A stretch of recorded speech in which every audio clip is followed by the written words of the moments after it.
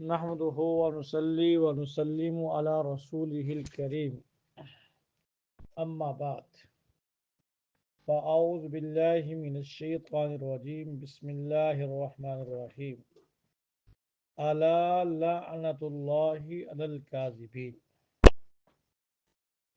آمنت بالله صدق الله العظيم جھوٹے مدعی نبوت مرزا قادیانی کے بارے میں آپ نے اس کے مختصر ابتدائی حالات پڑھے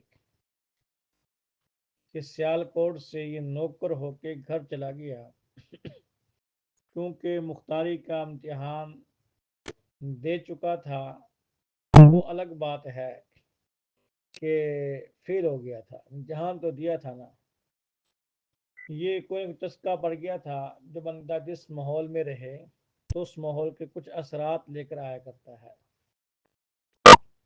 بندہ مولویوں کے پاس بیٹھے کوئی نہ کوئی مسئلے سیکھ لیتا ہے نائی کے پاس بیٹھے تو اسرت لانا سیکھ جاتا ہے کچہری میں رہا تھا مقدمے لڑنے کا شوق پیدا ہو گیا تو یہاں کیونکہ قادیان میں آیا ابتدائی طور پر تو کوئی خاص چیز نہیں تھی تو بس مقدمے پہ مقدمہ کبھی کسی کے خلاف مقدمہ کبھی کسی کے خلاف مقدمہ کبھی کسی کو تنگ کرنا کبھی کسی کے ساتھ جھگڑا کر کے عدالت میں پہنچا دینا اگرچہ بہت سے اس کے جھگڑے ایسے ہی تھے کہ لے کے گیا مقدمہ 5 روپے کا مقدمہ ہوتا 5 روپے کی چیز پہ 15 پہ لگوا دیتا تھا تفصیلات کتابوں کے اندر موجود ہیں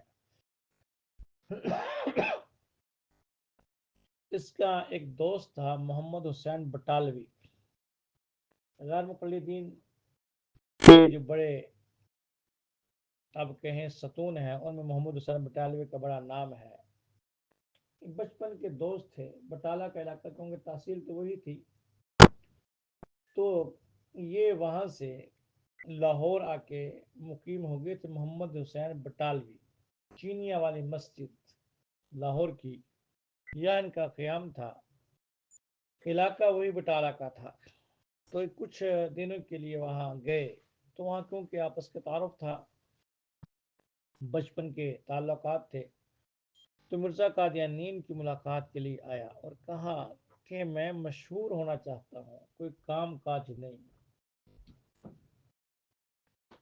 نوکریاں تلاش کر کر کے جتیاں گھس گئی کھاک چھان ماری کہیں سے کوئی پیسہ آیا نہیں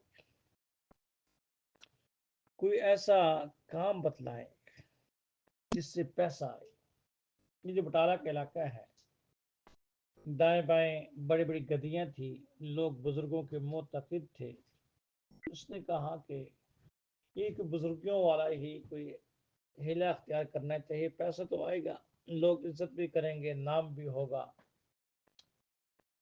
برائی نے احمدیہ لکھنا شروع کر دی تو اس نے کہا میں کچھ دلائل بھی جمع کر رہا ہوں اس نے کہا اگر آپ واقعی چاہتے ہیں کہ میں مشہور ہو جاؤں تو قادیان تو ایک گمنام بستی ہے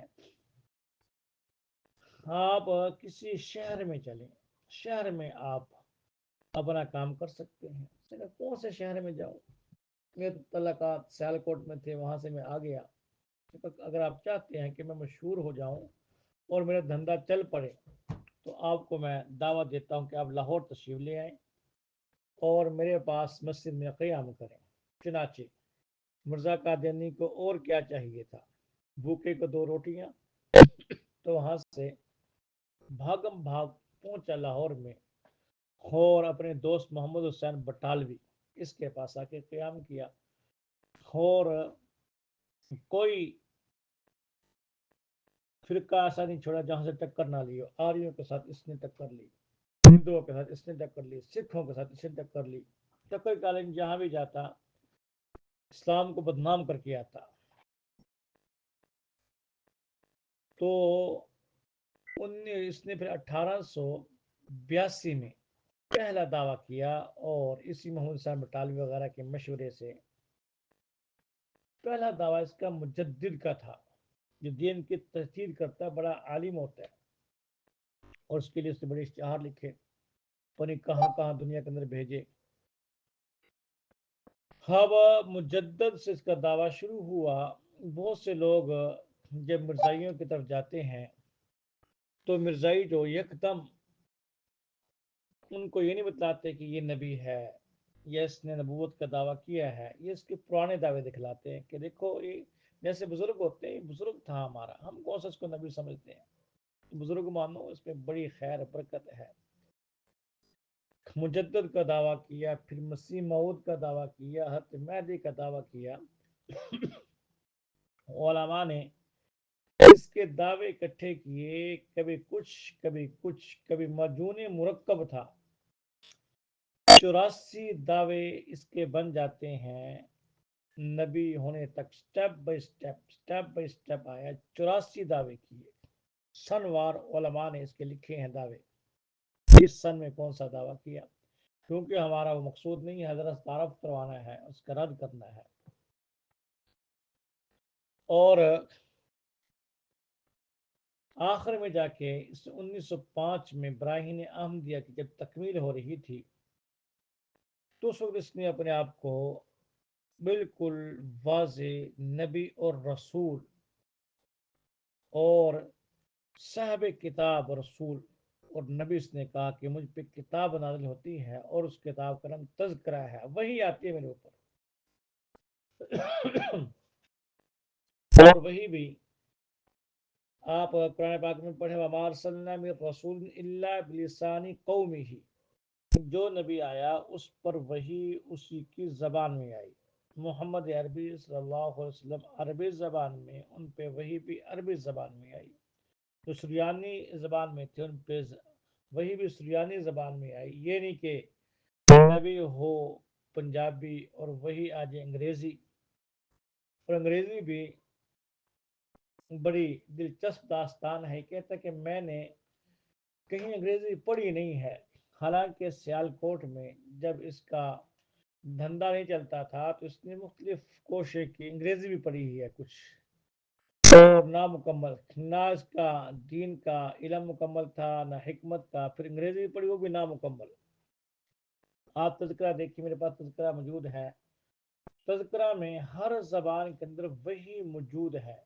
عربی کے اندر بھی ہے، انا انزلناہ قریبا من القادیان، یہ وہی ہے اس کی. اور یہ کہتا ہے کہ یہ قرآن پاک کی آیت ہے. قرآن پاک میں 15 پارے کے اندر یہ آیت آتی ہے، انا انزلناہ قریبا من القادیان. اور یہ ایک ہماری دلیل ہوتی ہے کہ دیکھو مرزا قادیانی نے یہ کہا کہ قرآن پاک کی آیت ہے، اس فلاں سپارے میں ہے، تو تم سچے ہو تو ہمیں بتلاؤ. اگر نکل آ جائے تو تم سچے، اگر نہ نکلے جھوٹے، تمہارا نبی جھوٹا تھا ہی جھوٹا. نبی جھوٹا نہیں ہوتا، مدعی نبوت کذاب. نبی ہوتا ہی سچا ہے تو متنبی تھا نا، مدعی نبوت تھا. اور پھر اس کی وہی انگریزی کے اندر بھی ہے. 3 وہی ہیں، آپ ذہن میں رکھیں. اس میں ایک وہی تو وہ ہے جو باہر اسکول پہ لکھی ہوتی ہے، آئی لو یو. یہ مرزا کی وہی ہے اور وہی اس کو زیادہ مشہور کرتے ہیں، آئی لو یو. اور کہتے ہیں یہ لیلہ شان نے نعوذ باللہ من ذالک مرزا کو کہا تھا کہ مرزا آئی لو یو. اور ایک وہی آئی ود یو، یہ بھی ایک آئی ہیلپ یو، کہ میں تمہاری مدد کروں گا. فارسی کے اندر بھی ہے، عربی کے اندر بھی ہے، اردو کے اندر بھی ہے، پنجابی کے اندر بھی ہے. اس کی جو منقوہ یہاں سے بات ہماری نکل نہ جائے، براہین احمدیہ سے ایک متعلقہ بات ذہن میں آ رہی ہے. آپ نے سنا کہ براہین احمدیہ کے 4 حصے لکھے، 80 سے لے کے 84 تک، 4 سال میں. اور اس میں جو لوگ مطالعہ کرتے ہیں یا دیکھتے ہیں، جنہوں نے پڑھی ہے براہین احمدیہ، ایک عام آدمی سمجھ نہیں سکتا کہ لکھا کیا ہے. کہیں کہ اور اگر کوئی آدمی صاحب علم ہے وہ سمجھ جائے گا کہ اس نے یہ جو کتاب لکھی سرقہ کیا ہے. تو کہتے کینچی لگائی ہے، کہیں سے کوئی عبارت نکالی، کہیں سے کوئی کیسے کینچی مار کے کتابوں سے نکال کے جو ہمارے ہمارے حضرات جیسے لکھتے ہیں نا، وہ گلدستہ بناتے ہیں انتخاب اور اپنا حاصل مطلع جمع کر لیتے ہیں، ایسے اس نے دائیں بائیں سے کٹنگ کر کے یہ 550 صفحات کے 4 حصے بن جاتے ہیں ایک ہی جلد میں. یہ 4 حصے چھپے ہیں، بہن ہم جب پنجم الگ ہے. تو اس 550 صفحات کے چار حصے ہیں، 4 جلد ان کو کہتے ہیں، اتنی سی ہے. تو یہ اس کی وہی تھی آئی لو یو، اور پھر I shall help you, I with you. اور ایک اس کی وہی تھی پنجابی میں اور بھی ایک صرف بطور نمونے کے آپ سے عرض کر رہا ہوں. پٹی پٹی گئی، پٹی پٹی گئی، یہ اس کی پنجابی کے اندر وہی آئی. اور اس کی وہی ہے اردو میں بڑی عجیب عجیب. اس کے لیے اس نے بکایا کہ ایک اپنے پاس رکھا تھا ہندو لڑکا جو اس کی وہی لکھتا تھا. حالانکہ قرآن عظیم الشان کے بارے میں آتا ہے کہ فی صحف مکرمہ مرفوعۃ مطہرہ بیدی صفرا، لکھنے والے بڑے عظیم ہیں، کاتبین وحی کی بڑی عظمت اور شان ہے. صحابہ لکھتے تھے. اس نے اپنی وحی لکھنے کے لیے کیا، الہام لکھنے کے لیے ہندو لڑکا رکھا ہوا تھا کرائے پر، اس کی وحی لکھتا تھا. اور 3 دانے کس کس نے کھانے، یہ وحی آئی. ایک وحی کہتا آئی وحی غسم غسم غسم، کہتے یہ وحی جو مجھے پیائی اس کی مجھے بھی پتہ نہیں لگا کہ کون سی زبان میں اس کا مطلب کیا ہے.